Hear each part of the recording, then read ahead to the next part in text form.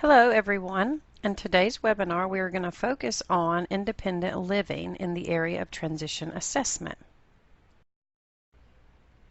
So when we defined transition assessment, we said that this is an ongoing process of collecting data on the individual's needs, preference, and interests as they relate to the demands of current and future working, educational living, and personal and social environments. The important part is, of course, it's an ongoing process. Education and training, employment, and independent living are three areas of transition assessment. Today we are going to focus on independent living. The goals of transition assessment are to help students make informed choices, to help students take charge of the transition process, and to help students understand the skills that they need for their post-school environments.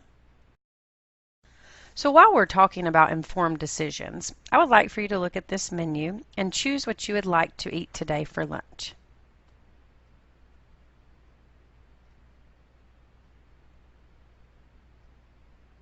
Did you choose the one that you would like? So now take a look at what you ordered. Did you make an informed choice on what your lunch would be? So when we're thinking about transition assessment, it's an individualized process designed to answer these three broad questions about a person. Where is the individual presently? Where is the individual going? And how do we get there? If you had to define independent living skills, how would you define it?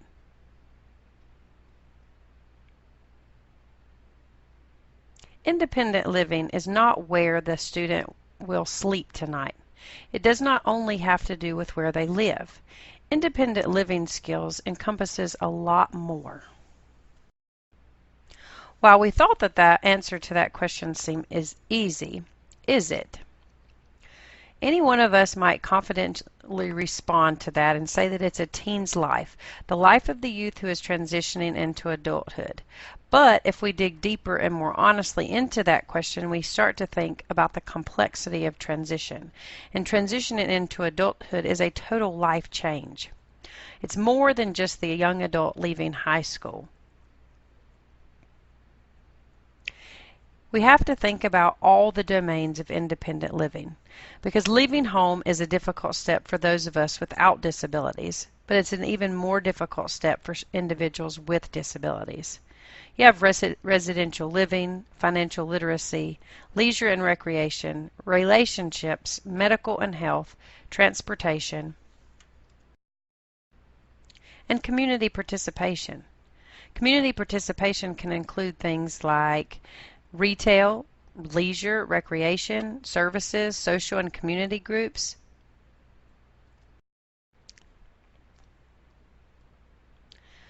When you think about leisure and recreation, do you think of examples of those? It is important to recognize how important recreation and leisure is to a student with a disability. I want you to consider what you do for recreation and leisure, and how important time with your family, your friends, community members, and co-workers. How that time is important. Recreation and leisure are critical to not only physical but emotional health as well. When students are provided with opportunities to participate in the community through recreational experiences, their community participation outcomes will also be improved.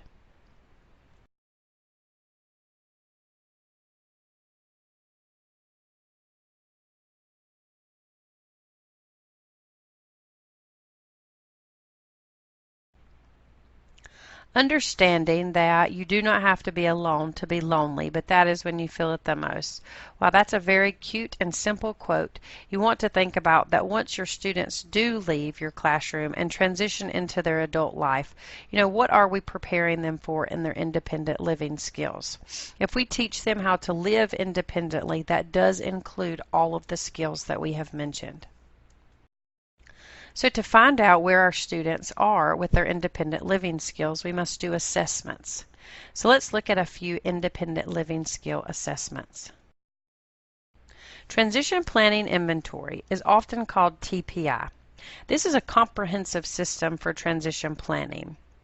This has a tool for students with severe intellectual disabilities as well as students with mild disabilities. These transition assessments address daily living, leisure, community participation, health, self-determination, communication, and interpersonal relationships. The information that you get from the TPI is intended to feed directly into those post-secondary goals and annual goals. Casey Life Skills is pretty familiar to teachers of students of the transition age. This has been around for quite a while.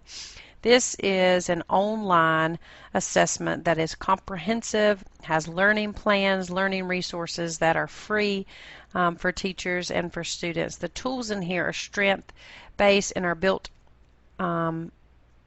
for individuals with disabilities, and the assessments consist of statements about life skill domains that are critical of youth and caregivers for successful adult living. Casey Life Skills is very appropriate for middle school age students. The Brigance Transition Skills Inventory is appropriate for both middle and high school students, and these have curriculum-based measurements on the domain or skills that you see listed on the screen.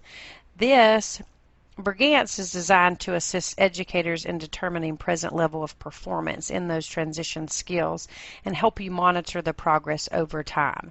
It even has an online management system that helps you keep track of the progress, and this is important as we have noted that transition assessment is an ongoing process.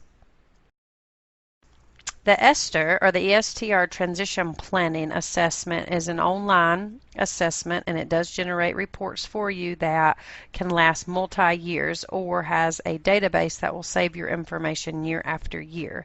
This is appropriate for students with both mild and moderate disabilities, and here on the screen is an example from the home living assessment for students with mild disabilities. The Support Intensity Scale is an assessment tool that evaluates practical support requirements of a person with an intellectual disability. It's available both in print and electronic. It is 8 pages. It's an interview and profile form that helps look at different areas and is comprehensive in engaging the consumer in a positive interview process, and measures the support needs that that particular person needs in home living, community living, lifelong learning, self-determination, employment, health and safety, social activities, and protection and advocacy. Personal Preference Indicators is also an informal assessment. It's free and it's used for all disability categories. This is available, the entire PDI is part of the module for transition assessment. So you will see the link directly to this free assessment within the module. And as you all know, teachers wear lots and lots of hats and have lots of tools. So here you have like an Inspector Gadget type person who has independent living assessments that include observation, interview, surveys, environmental analysis, and any other curriculum-based assessment. Those are considered informal transition assessment, and we value the input that we get from teachers when making those transition plans, because that data that we get from the observation and the interviews and the functional assessment can be very rich in helping us write those IEP goals. This is just an example of a teacher-made independent living survey. This sample assessment is assessing whether or not students can differentiate between leisure activities, work activities, school activities, and everyday life activities. It is important to remember that to get where we want to go with the students with disabilities in their transition plan, we have to know where they are currently. So independent living assessments are very important in helping us do this. And within this module, you have examples of formal and informal independent living assessments that will help you guide the IEP development.